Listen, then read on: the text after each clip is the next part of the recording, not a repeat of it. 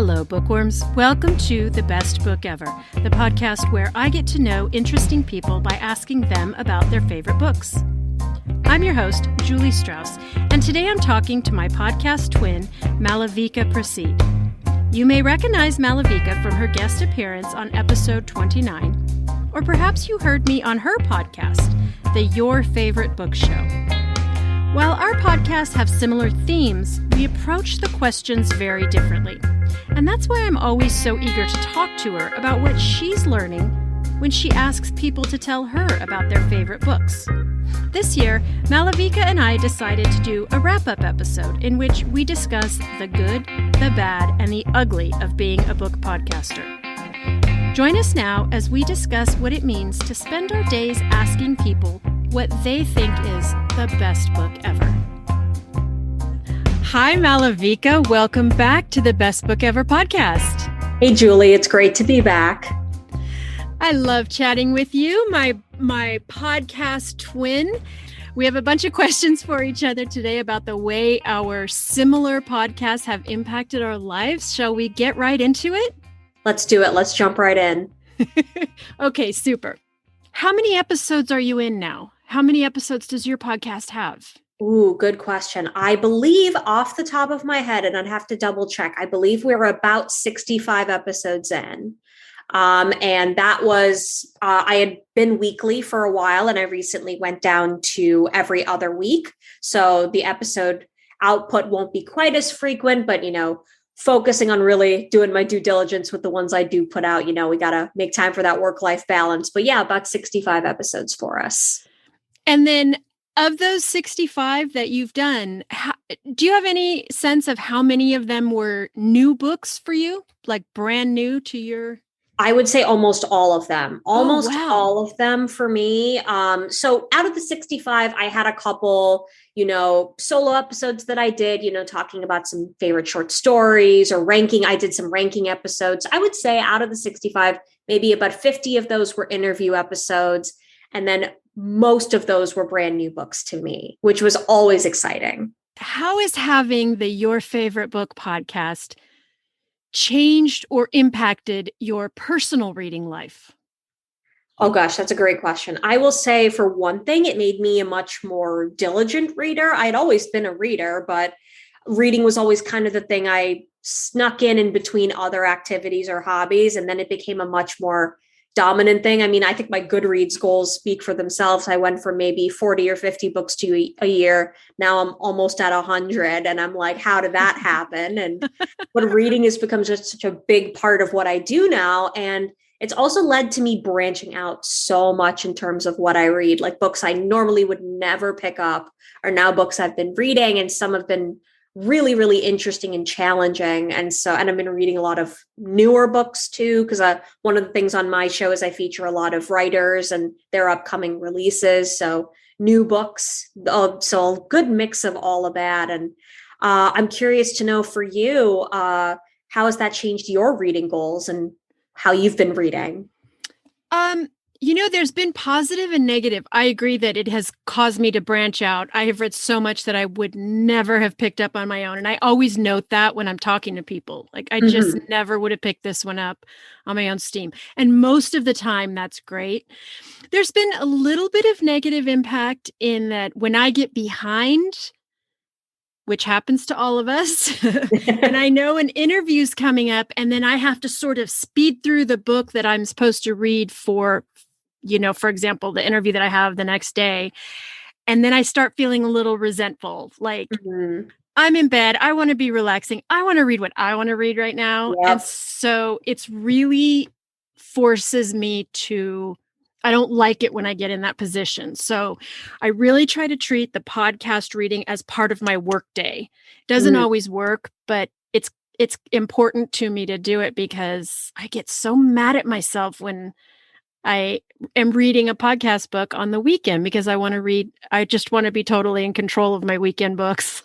Absolutely. Here's my quick follow-up question on that. Have you ever not finished a book for the show? Okay, don't tell anyone. This just stays between us. Okay, deal? Okay. Yeah, there have been a couple. There have been a Same. couple And where I'm very forthright. I've actually told my guests the couple of times, it's happened twice, that I was not able to finish this book.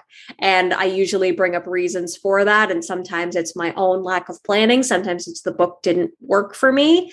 But it happens to us. It totally does. But yeah, that's that's why just God funny gave stuff. us spark notes, right? And the key for me is nobody's called me out on the ones that I have not read. So I figure I'm still doing okay. And it hasn't been too many. So everybody don't at me, calm down. On that note, we're talking about how the books have really changed, the podcasts have really changed our reading tastes and what we picked up. What's the book that surprised you the most doing this show? There have been a few. I'm not a big fantasy reader, and a lot of people read fantasy, as it turns out. A good friend of mine, Alyssa Archer, chose a book called Deerskin by Robin McKinley, which at first I was thinking, oh God, there are dragons.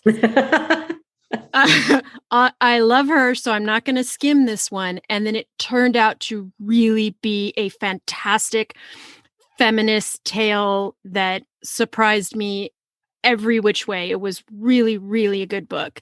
Also, I just interviewed a few weeks ago Robin Whitten, who is the founder and editor of AudioFile magazine. And she chose The Golden Compass by Philip Pullman. And she recommended that the way we listen to it, the way we read it, was to listen to the audio because it was a full cast production. And it truly was phenomenal. It was like a stage play almost. It felt performed. It didn't just, and I'm a big fan of audiobooks. Yeah. But this one was much, much more than just reading the audiobook. It was really a performance, and it was phenomenal.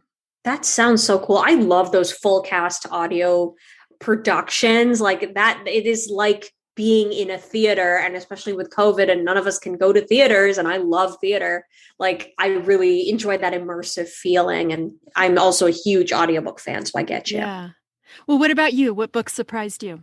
So I went this very same direction thinking. I also thought of a fantasy book. I'm not a big fantasy reader either. I've just always thought the genre just went off in directions I couldn't really relate to, or I wasn't really a fan of some of the tropes, things like that. But I read The Priory of the Orange Tree by Samantha Shannon, which is kind of infamous for being 850 pages long. And my guest was even like, if this is too long, I understand. And I'm like, nope, I'm going to do it. And so I got the 850 page book, and I didn't give myself enough time to read this, but I devoured this book. I adored it. Somehow 850 pages, it felt short. I still wanted more. And that's wow. Amazing. It was a feminist retelling, also dragons, like all of this. And I was like, this isn't for me, but it was really character focused. It didn't bog me down in the world building. It just really focused on getting to know the characters. And so in that respect, it was like all the literary fiction I love, just with some new interesting twists and tales. And I'm like, this is excellent. And she's writing another one in the same universe, and I am waiting for it. Oh my God. So you're a fantasy reader now. I am. I am judicious, and I've read other fantasy since, and I'm a little pickier, but that one won me over. Okay. I'm adding it to my list. Tell me something that you learned about people by asking them this question over 65 episodes. I think that, for one thing, I've learned just how hard of a question it is for people. As someone who has always been like, I have a top 5 ranking, and I change the order, and it's like, I know what my favorite books are. And that's kind of what led to me doing this. A lot of people have a hard time with that question. And I think that's a cool thing. Either it's just that your tastes are always changing, or you just read so much, or favorite means different things to different people. I've actually found that when people get intimidated by the question, I rephrase it, and I like rephrasing it in different ways. I say, what's a book that you can't stop talking about? Or what's a book that you can't seem to forget? And that usually brings up some really interesting answers. Some people still go with really recent favorites, but some people are pulling out like the deep cuts from childhood, or like that one summer reading book that made them think maybe school's not so bad after all. Or you get some really interesting cuts here. So I think the big thing I've learned is that it's a hard question and it means different things to everybody. Yeah. For me, the reason they like it is the most fascinating part to me. And I thought the benefit of this podcast was going to be, selfishly, I thought it was going to be opening up my reading life. Right. But what it's really been is learning people's reasons, which almost always surprises me and has made me change my mind about a few of the books. There were a couple that I didn't really love, but then when I talk to the person and then some people have told me really, really highly personal stories and say, and this book represented this for me, or this book reminded me of my brother, or this or that. And it changes the book for me. And it makes me think much more favorably about a book that I maybe didn't like. And so that's become the thing for me, is the why is the important part. Yeah, I really love that. I've had guests who have opened up to me before. I had one guest and he admitted this on the show and he's like, this is becoming a little bit of a therapy session for me. And I'm like, books are therapy in many ways, especially when you're digging out something that just has emotional resonance to you. It's going to bring all those memories back. And even if I don't see this, no one reads the same book. Like, we all come into it with our own experiences. Yeah. And it's a privilege to sometimes just be part of that. Yeah, I agree. What's been your most popular episode? We're getting into some podcast analytics here. Well, mine is, it's actually from my first year of podcasting. Episode 26, Deborah Dean was on, who is a historical fiction author, and she did an episode on Remains of the Day by Kazuo Ishiguro. And that has consistently been, every month, it's my number one most listened to episode. Oh, interesting. Yeah, I wonder if it's because he's such a well-read, well-regarded author, or if it's the strength of your guest. I've seen a little bit of everything. Yeah, I think it's a little bit of both. She's a very popular author, and I think it's that one and The Princess Bride by William Goldman, and those two but Deborah Dean's her episode's been number one for a long time. What about you? Mine, far and away, like, I think total count, this episode almost doubles all of my other episodes. And it is an episode I did with Brandon Taylor, the author of Real Life, Filthy Animals. He was nominated for the Booker a couple years back. And he was my guest. And we talked about Persuasion by Jane Austen. And it was a match made in heaven. I adored doing that episode. I was intimidated because he was one of the first like capital A authors I had talked to on the show. And I was still a little nervous, but he was a delight. He was a wonderful guest and I enjoyed the book, and we had a good time just talking about Jane Austen, who is the internet's favorite writer. It was just a wonderful experience, and everyone else seems to think so. So that's been lovely. Oh, that sounds excellent. As numbers aside, which one is your personal favorite? Okay, this one, my first instinct, like, if you had asked me this before, I would be like, I talked to my mom as one of my first episodes on the show, and my mom was a great guest and I loved her. But Mom, someone beat you out for my favorite episode. And Sorry, she Mom. knows this. And she tells me, she's like, she sometimes goes back and listens to episodes. She's like, I can tell which one is your favorite just from the tone of your voice. And it is when I had the pleasure of talking to Jeff Pearlman, who is my favorite sports writer. I have been a fan for a while. And he just decided to come on my show. And we talked about baseball. And I was like a kid in a candy shop. Like, I remember editing the audio and I'm like, I am giggling too much. Like, how do I edit out all my giggles? Like, that was like the closest I got to a true fangirl moment. So that's still my favorite. Oh, very good. Well, mine is another really recent one. When I had Jeremy Patlin, who is the oh gosh, I hope I get his title right. Chief buying director of the Tattered Cover bookstore in Denver. Mm.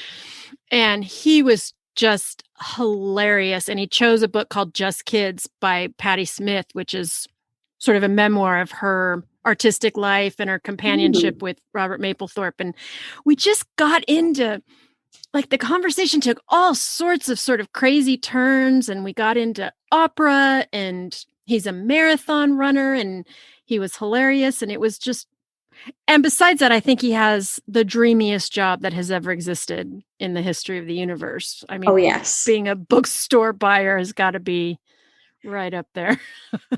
That's up there for me with like, I don't know, a Jane Austen character where all you have to do all day is walk around in the park and go to balls. Like that's up there in like ideal job. Um, Getting back to the personal, do you have a dream guest and who would that be? Okay. Can we do like anyone? Like, really, I can do anything I want? You know what? Go for it. Anyone you want. Okay. Barack Obama.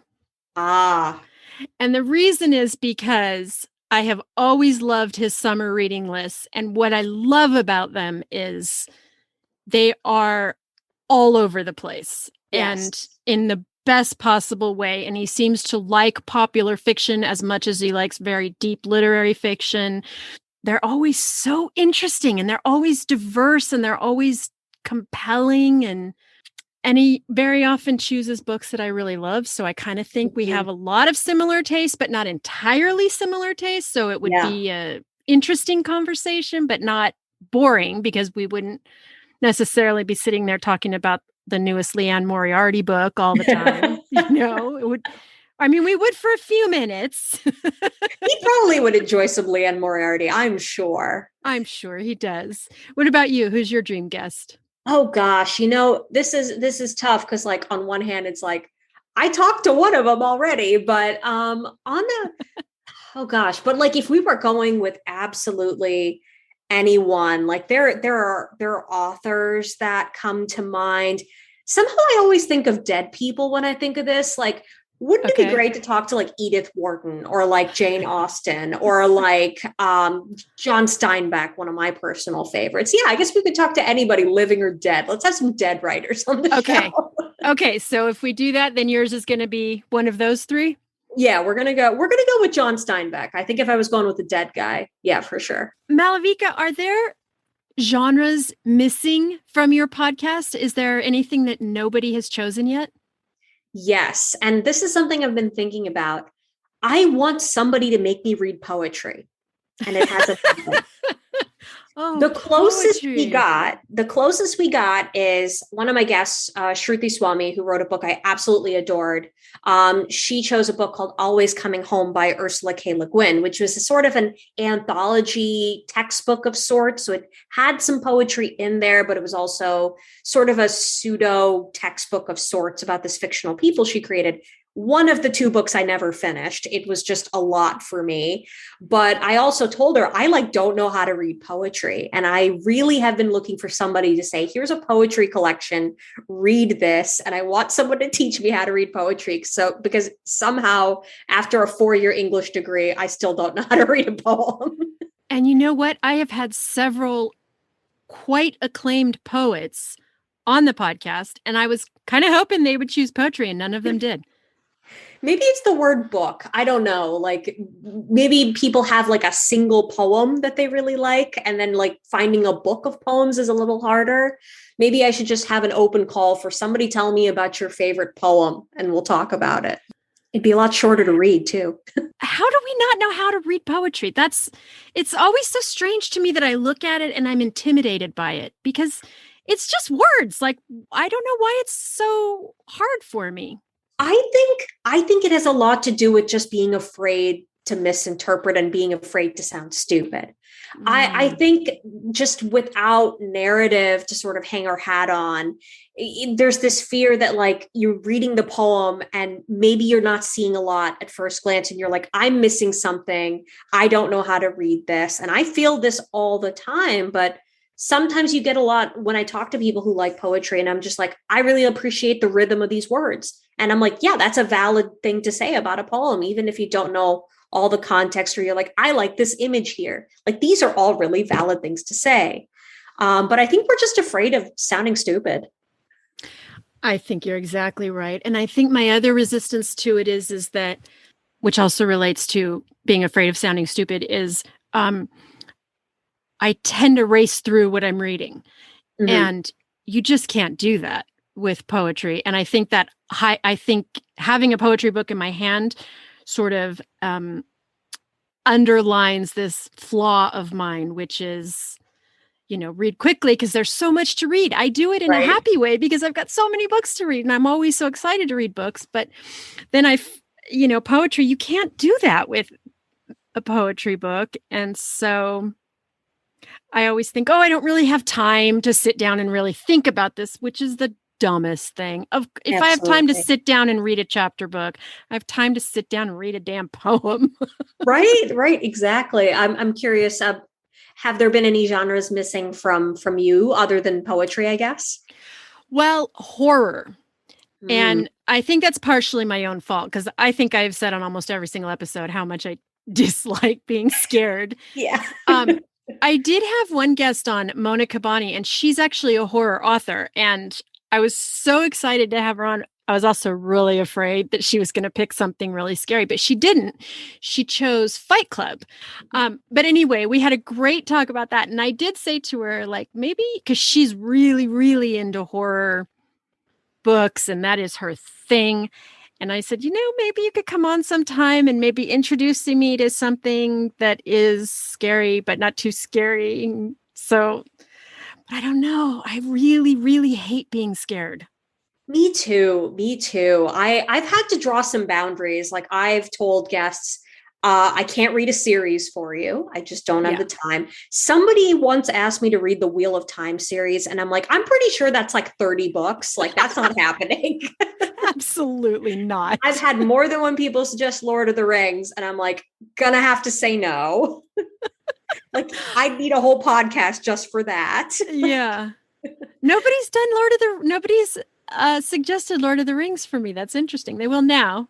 But now you're going to get the requests. I did have The Hobbit and The Hobbit was fine. That's one book, but multiple books, it's like, no, can't do it. Yeah.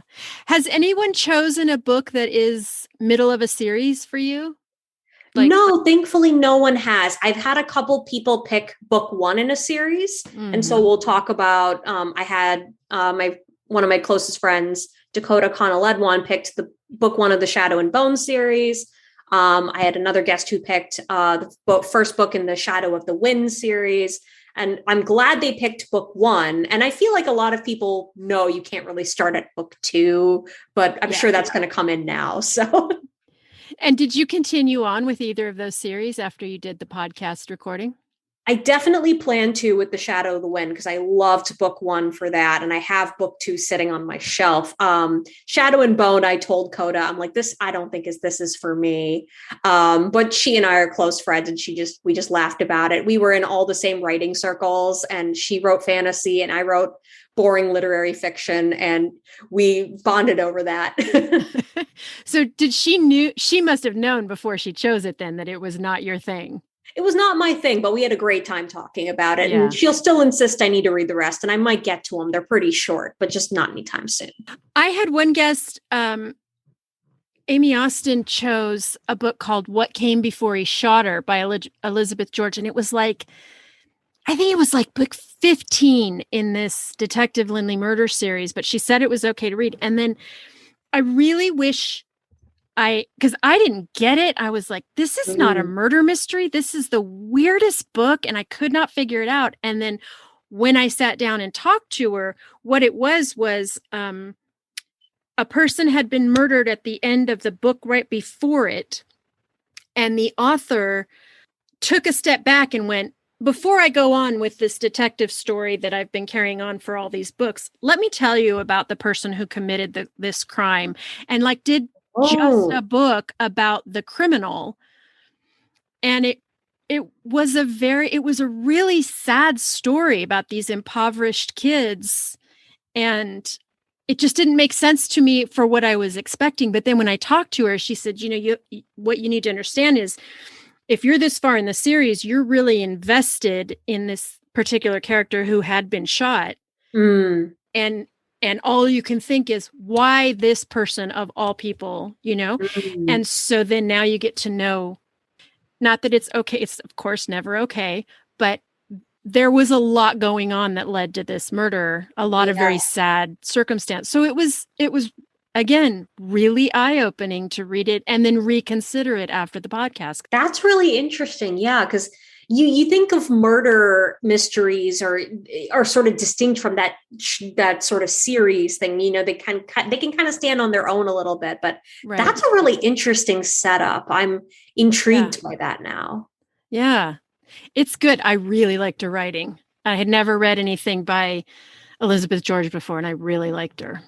Yeah, interesting. Now getting on to maybe a controversial subject. But I am much more open about this on my show than you are. But I am firmly of the belief that no book is above criticism. So is there a book that what is the book that just didn't work for you the most out of however many episodes that you've done? This is actually my Patreon question. Okay, we'll save it for that then. Because I have one. There have been several that I didn't love, but I have one that I hated, that I just thought was garbage. But you know what? You need to subscribe to my Patreon to find out about that. I'll tell you that. Yep. So I'll save mine too. Okay. But on that note, then, let me give you another one. Okay. What is your most unpopular book opinion?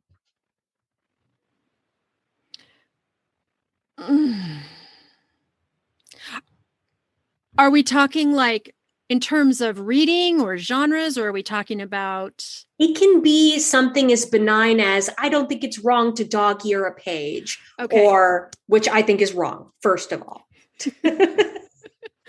I used to work in conservatorship and in book repair.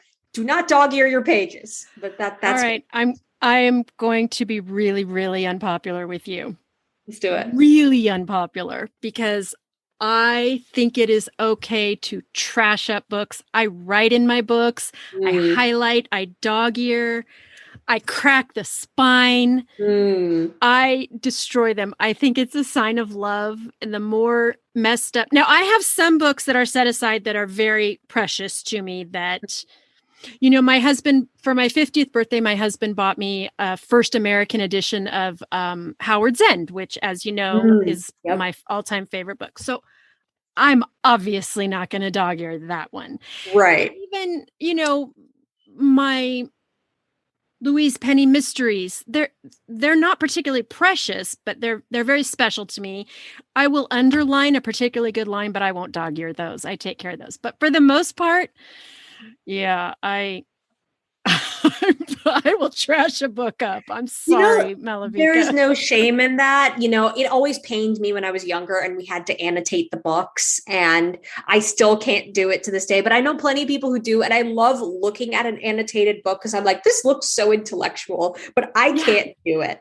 The one exception I have, and this is a bit of a family story, that we have a tradition in my family that if you gift a book to anybody, you write a message inside the book. And so that's just something that we do. And my husband does that now. He gifts me a book and you write a message and you basically say, happy birthday. This is why I picked out the book, and you sign your name in it. And to me, I like looking at those and seeing these are books that were gifted to me. And so that's a tradition I plan to carry on, but that's the only time you'll see me writing in a book. Oh, I love that. Okay, so tell me your controversial book opinions. I mean, I think the not writing in books is one thing. Like, I just won't annotate, or okay, here's one. I prefer a used bookstore to a new bookstore. Even though I appreciate and love, I'm very judicious when I buy new books. I mean, they're more expensive and I have rules for myself. I usually only buy a new book if I have read it already and I call it a 5-star book and I have to own it. Used books, however, I will go to town and just kind of buy up whatever I find and fill my shelves. And that is just what I do. And I am the happiest clam when I am in a used bookstore. And in that setting, I'll buy the old battered dog ear. I'll buy all of them. I just don't do it to my own books. So Do you mind if you get a book that someone, like, suppose you picked up a book that I had donated to a bookstore and it would have, creased pages and underlines and That an would be OMG fine. in the margin. I buy a lot of books online sometimes. What I've got a collector's project where I'm trying to collect all the Pulitzer Prize winning books. And as part of that, a lot of these are only really found online. They're long out of print. So I'm finding these old secondhand copies. And I'm totally cool with that as long as the annotations don't distract from me reading the text. Got it. I'm going to give you a fun one, non-book related, totally fun question. Okay. You can bring one movie, one food, and one album on a desert island. What do you Oh my We're going favorites and other things. Okay. Movie, food, album. Yes. The movie is going to be Oh my God. This is terrible. I'm torturing you. I can go first if it helps. You go first. Okay. Have you thought this through already? I've thought through this one. Okay. So movie, I have been very vocal on my show saying I don't like a lot of movies. I'm not a big movie watcher. I probably have like 10 movies I really like. So this is easy for me. But the one I would probably go with is My Cousin Vinny. I don't know if you've seen My Cousin Vinny. Years ago. My parents were always the kind of parents who were like, okay, this is not kid appropriate. This is kid appropriate. But as I've gotten older, I've realized a lot of that had to do with whatever they liked. So I watched My Cousin Vinny when I was like really young because they loved the movie. And so we've watched that movie like 100 million. I can quote most of that movie by heart now. I adore it. So that would be the movie. Album. So I'm doing another thing where I'm going through the Rolling Stone, like 500 albums. I've been like slowly working my way through that. But, and I think this album's on the list, but I would go Rumors by Fleetwood Mac. Oh, probably one of my favorite albums. The best concert I ever saw was Fleetwood Mac for my 18th birthday. That was great. So that, and then food wise, I love food, but probably going to go with like a big bowl of homemade macaroni and cheese. Like I'll die in a pool of mac and cheese and I'll be happy. Okay. There's mine. Those are all excellent choices. God, I got to rethink my life here. I think I'm going to choose Black Panther. I'm going to do Black Panther because it's colorful and the music's fantastic and it makes me laugh and I love every single actor in it. That album would be definitely an Elvis Costello album. Can I choose a best of or should I choose a... You can choose a best of. That's fine. I'm going to choose best of Elvis Costello because I do have specifically favorite albums, but I would want the variety. So I'm going to choose best of Elvis Costello. And then food, I'm going to choose chocolate because I'm just going to assume that I'm going to be able to get the basic nutrients from the plants there. There you go. It's probably really hard to make chocolate on an island, I would think. So I'm going to choose chocolate. That's a good thought. Yeah, because you can get the basics on the island, but you can't get chocolate. I don't know where you're going to find cheese or pasta. So there we go. Yeah. No, that's impossible. Yeah, you got to bring those things because, you're going to be eating like coconuts and stuff. Exactly. Yeah. So I appreciate you indulging me on that. Oh my God, that is so hard. I'm so stressed out. This is what we do to our guests, Julie. We stress them out with picking one. Well, let's end with the question that I end every podcast with, which is, what are you reading on your own time, not for your podcast? What are you reading right now? So right now I'm only doing podcast reading, but about 2 days ago, I just finished my autobiography of Carson McCullers. So that is the title of the book. Oh, yeah. Which is, as we talked about before, one of my favorite books is The Heart is a Lonely Hunter. And so this book had been on my radar basically since it came out. I pre-ordered it at the library and I was that one annoying person who requested it. And then I finally got around to reading it years later. And it was delightful.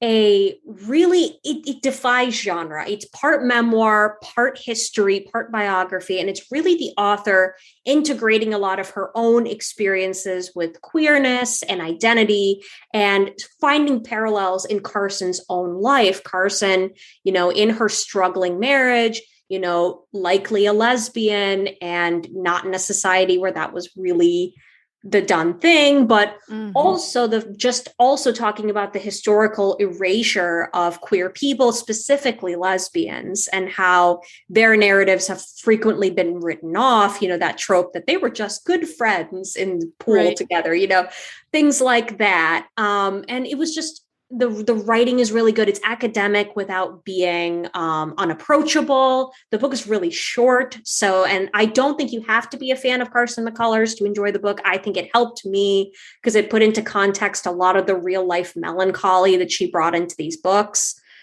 She lived a tragic life. I mean, she had chronic illnesses that she was dealing with, like multiple strokes in her 20s and 30s, and died quite young from all of her illnesses. But the book itself and just that sort of blending of biography and personal memoir was just so interesting. And I really enjoyed that.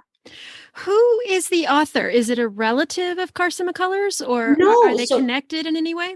It's very interesting. Her name is Jen Shapland. She's an academic, but she basically talks about how she came to Carson McCullers because she was working in an archive.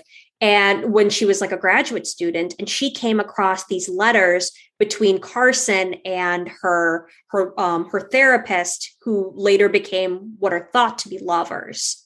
And basically that just sparked a lifelong interest in figuring out about Carson. And she got a grant to live at Carson's house and work on this book. And she created this. And she just said, that happened way back in her 20s. And she wrote this like over years and just was obsessed with this idea. And that was so cool to me. I remember you telling me about the existence of this book when we spoke last December. It sounds fantastic. And I'm not nearly the fan of Carson McCullers that you are, but boy, this sounds great. It was really interesting. I have not read another book like it. And so it was a finalist for the National Book Award. I think might have deserved that prize. I haven't read all the other prize winners, but I thought it was great. Oh, wait, Julie, what are you reading? I just started. So I cannot tell you about this because this is the book I am starting tonight. I read the first couple pages today, but it came very, very highly recommended. It's called All That She Carried, A Journey of Ashley's Sack, A Black Family Keepsake by Tia Miles. And I've heard of this. Have you? It's one of those, I love those stories of an object that passes from generations, which this is an embroidered bag that was belonged to an enslaved woman and given to her daughter when her daughter was sold away from her and then passed down. I am such a sucker for sagas being told through an object that passes hands. I love stories like that. And I'm so excited about this one. So I can't give a report yet because I'm just starting it, but it's one of those books like all day today I've been looking at my watch going 6 more hours and I get to go read my book. I love that. I'm excited for you. And that sounds really great. I'm going to have to look that one up. I'll let you know. Yes. So will you tell my listeners where they can find you? Absolutely. So I can be found on Instagram and Twitter at YFB Podcast. So your favorite book. You can also find a lot of my episodes on the Chicago Review of Books website. We have a bit of a partnership. I also do written reviews with them. So if you like my thoughts in more long form, I do have a monthly review over with them. And then the podcast itself is on most major podcast platforms, Spotify, Apple Podcasts, Google, wherever you find your shows. I love your book reviews, by the way. This is one of my favorite things. I always go read them, and you've got such a great eye for books. It's very fun. I appreciate that. I'm like, who reads these things? And I'm glad to know you do. Well, I want to thank you for joining me again today. I can't wait till I hope we make an annual tradition of this because this is so much fun talking to you about our joint podcast experiences. Absolutely. And I wish you all the luck and success and marvelousness in your ventures in the coming year, which I can't believe it's already another year. I know. And I hope to do this annually too. This is so much fun. And I'm so glad I reached out to you that one day on Instagram and I'm like, hi, is it okay that we have the same premise? Me too. I love that both of our podcasts exist. It delights me to no end. So thank you so much for your time. It's really always so fun talking to you. Thank you. Thanks for listening, bookworms. For more information on this episode and links to all the books we discussed, please go to our website, bestbookeverpodcast.com. You can also follow the podcast on Instagram at bestbookeverpodcast. I'm your host, Julie Strauss, and you can find me everywhere as Julie Wrote a Book. If you'd like to hear more from my guests, become a patron of the Best Book Ever podcast. For about the cost of a latte, you'll get exclusive interview clips, monthly book roundups, and curated reading lists. Go to patreon.com, patreon.com/bestbookever to learn more. Bookworms, this is my last episode of 2021. I'll be taking a 2-week break and we'll be back on January 3rd with new guests and new books. So make sure you're subscribing so you don't miss any episodes. I wish you a warm, safe, happy, and healthy holiday season, no matter what you celebrate. And I thank you for joining me to talk about so many books over this last year. Take good care of yourselves, read lots of books, and I'll see you in 2 weeks. Until then, you always know where to find me, at the library, of course.